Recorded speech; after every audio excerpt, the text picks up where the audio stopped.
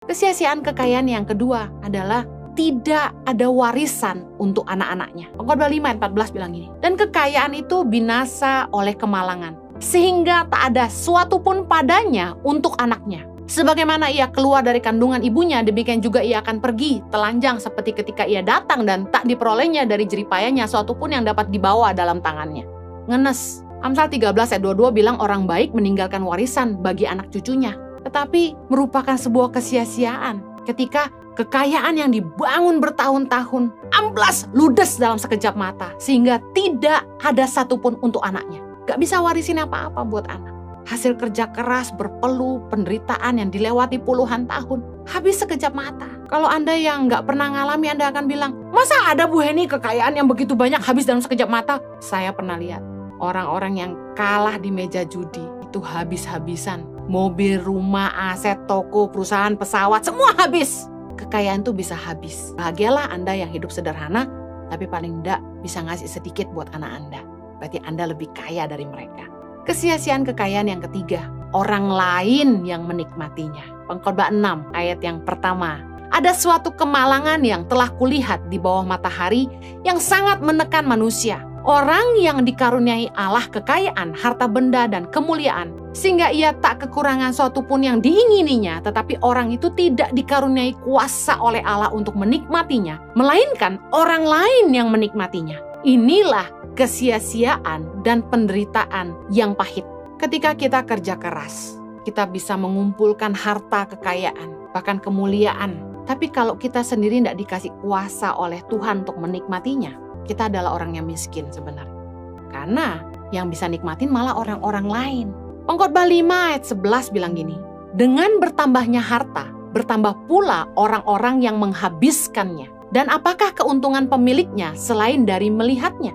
Kok semakin bertambah harta, semakin banyak orang yang menghabiskan? Ya jelas, harta yang melimpah itu nggak mungkin bisa dinikmati semuanya oleh orang yang mengumpulkannya. Karena akhirnya akan banyak orang yang akan ikut menghabiskannya.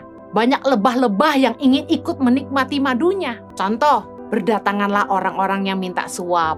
Orang-orang di sekeliling yang memanfaatkan kekayaannya, saudara-saudaranya, orang tuanya, pembantu, sopir, menikmati rumah mewah, mobil mewah. Nah, orang beli mobil mewah itu yang membedakan apa? Bukan cuma bodinya, mesinnya, dan cara bawanya. Tapi kalau beli mobil mewah-mewah, akhirnya yang setir juga supirnya, yang nikmati sopirnya. Tuannya jarang di rumah, yang nikmati kolam renang, AC, ruang studio untuk nonton kayak bioskop. Yang nonton siapa? Pembantu-pembantu. Karaokean, ngabisin minuman di kulkas. Akhirnya bayarin listrik buat pembantunya. Sementara yang punya rumah terbang ke sana, terbang ke sini, punya rumah di beberapa tempat di luar negeri, mana bisa nikmati semuanya. Ada orang yang gak punya waktu buat keluarga, kerja cari uang, sementara anak istrinya hidup foya-foya.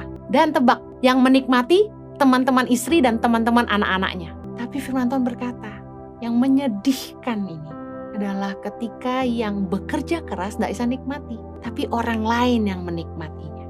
Jadilah orang kaya yang tidak bodoh. Boleh nggak kaya? Kaya adalah karunia Allah, hasil kerja keras dan karunia Allah dalam hidup kita. Tapi ada kesia-siaan dalam kekayaan, yaitu ketika gak ada yang bisa kita wariskan buat anak-anak kita. Dan ada kesia-siaan lagi, yaitu ketika kekayaan itu jadi bencana. Ada kesia-siaan lagi, yaitu ketika orang lain yang menikmatinya. Apa yang salah dengan kaya? Yang salah adalah ketika kita hanya memperkaya diri sendiri. Kita hanya mementingkan diri sendiri, kita jadi serakah dan jadi hamba uang. Mari belajar dari kisah orang kaya yang bodoh. Mari belajar jadi orang kaya yang tidak bodoh. Gimana caranya? Di 1 Timotius 6 ayat 17. Peringatkanlah kepada orang-orang kaya di dunia ini agar mereka jangan tinggi hati dan jangan berharap pada sesuatu yang tak tentu seperti kekayaan, melainkan pada Allah yang dalam kekayaannya memberikan kepada kita segala sesuatu untuk dinikmati. Peringatkanlah agar mereka itu berbuat baik, menjadi kaya dalam kebajikan, suka memberi dan membagi, dan dengan demikian mengumpulkan suatu harta sebagai dasar yang baik bagi dirinya di waktu yang akan datang untuk mencapai hidup yang sebenarnya. Jadilah orang kaya yang tidak bodoh. Jangan tamak, belajar kata cukup. Yang kedua, jangan tinggi hati. Yang ketiga, jangan mengandalkan kekayaan tapi andalkan Tuhan. Yang keempat, jangan pelit. Ingat, kita juga harus menabung untuk hidup kekal di sorga. Matius 6 ayat 20, Yesus berkata, tetapi kumpulkanlah bagimu harta di sorga.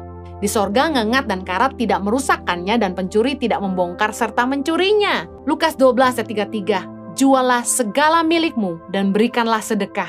Buatlah bagimu pundi-pundi yang tidak dapat menjadi tua, suatu harta di sorga yang tidak akan habis, yang tidak dapat didekati pencuri, dan yang tidak dirusakkan ngengat. Jangan lupa warisan untuk anak-anak yang paling berharga tidak hanya harta, tetapi iman dan nilai-nilai hidup dalam kebenaran, takut akan Tuhan, dan mengasihi sesama.